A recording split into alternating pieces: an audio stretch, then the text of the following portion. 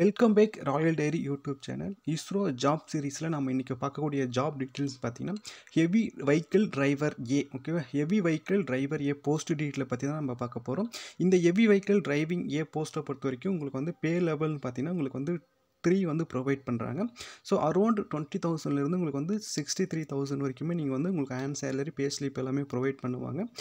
அடுத்து என்னென்னா eligibility. Okay, heavy vehicle driver A போஸ்ட்டை பொறுத்த வரைக்கும் எலிஜிபிலிட்டின்னு அப்படின்னு பார்க்கும்போது நீங்கள் வந்து எஸ்எஸ்சி பாஸ் பண்ணியிருக்கணும், 10th ஸ்டாண்டர்ட் முடிச்சிருக்கணும், உங்களுக்கு வந்து 5 இயர்ஸ் வந்து எக்ஸ்பீரியன்ஸ் இருக்கணும். சரிங்களா?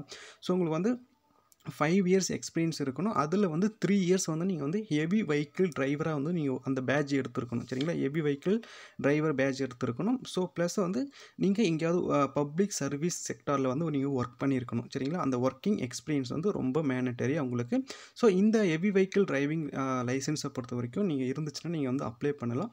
உங்கள்கிட்ட வந்து ஹெவி வெஹிக்கிள் லைசன்ஸ் பேட்ச் மட்டும்தான் இருக்குது, நான் எங்கேயும் பப்ளிக் சர்வீஸில் ஒர்க் பண்ணலைன்னா நீங்கள் உங்களே வந்து நீங்கள் வந்து டியூட்டி ஜாயின் பண்ணதுமே அடுத்த ஒரு 3 மந்த்தில் வந்து உங்களுக்கு வந்து உங்களுடைய ஸ்டேட்டில் வந்து ஏதோ ஒரு ஸ்டேட்டில் வந்து எனி கைண்ட் ஆஃப் ஸ்டேட்டில் வந்து உங்களுக்கு வந்து போஸ்டிங் போடுவாங்க. நீங்கள் அங்கே 3 மந்த் கம்ப்ளீட் பண்ண பிறகு தான் நீங்கள் வந்து இஸ்ரோவில் ஒரு டைரெக்டாக ஒர்க் பண்ணுற மாதிரி இருக்கும். இதுக்கான ஏஜ் லிமிட் அப்படின்னு பார்க்கும்போது நீங்கள் வந்து 18 இயர்ஸ்லேருந்து நீங்கள் வந்து 35 இயர்ஸ்க்குள்ளே இருந்தீங்கன்னா நீங்கள் கண்டிப்பாக அப்ளை பண்ணலாம். இதுக்கான செலெக்ஷன் ப்ராசஸ் அப்படின்னு நம்ம பார்க்கும்போது உங்களுக்கு வந்து written test and skill test ரெண்டுமே வந்து ப்ரொவைட் பண்ணுறாங்க. ஸ்கில் டெஸ்ட்டில் நீங்கள் எவ்வளோ மார்க் ஸ்கோர் பண்ணுறீங்களோ அதை பொறுத்து தான் உங்களுக்கு வந்து ஃபைனல் கட் ஆஃப் வந்து டிசைட் பண்ணுவாங்க. உங்களுக்கு வந்து இன்டர்வியூக்கும் கூப்பிடுவாங்க அண்டு ஸ்கில் டெஸ்ட்டுக்கும் கூப்பிடுவாங்க. ஸ்கில் டெஸ்ட்டை பொறுத்த வரைக்கும் அது நேச்சர் ஆஃப் த குவாலிஃபை தான் சொல்லுவாங்களா, குவாலிஃபைங் நேச்சர் தான். ஸோ நீங்கள் வந்து அப்பியர் ஆனாலும் போதும்.